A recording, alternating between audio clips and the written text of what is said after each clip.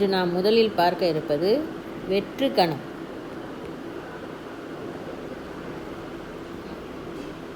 வெற்று கணம் பேரிலிருந்தே நீங்கள் அது என்ன எப்படி இருக்கும் அப்படின்னு உங்களுக்கு தெரியறதுக்கு நிறையா சான்ஸ் இருக்குது.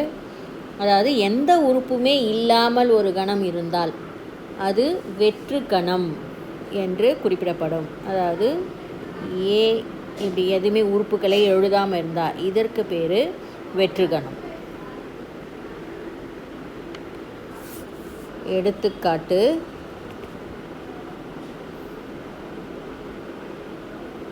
அதாவது ஒற்றைப்படை எண்களின், இப்பொழுது இந்த கணத்தில் இப்படி ஒரு கணம் நான் கொடுக்குறேன்னா இதில்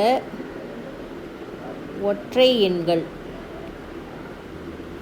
உள்ள கணம் கூறுக அப்படின்னா இதில் ஒற்றை கணம் வருமா? வர. ஏன்னா இங்கே ஒற்றைப்படை எண்களே இல்லை. அப்போ இதை நம்ம என்ன எழுதுவோம்? வெறும் 2 குறியீடை மட்டும் போடுறதுனால இது வெற்று கணம் ஆகும். அடுத்தது இரண்டாவது உட்கணம்.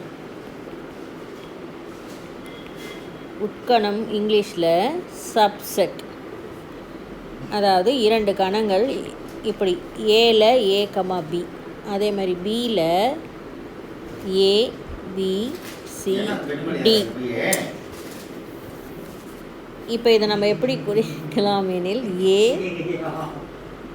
இந்த குறியீடை போட்டு குறித்தோம்னா ஏயில் உள்ள உறுப்புக்கள், ஏல என்னெல்லாம் இருக்குது?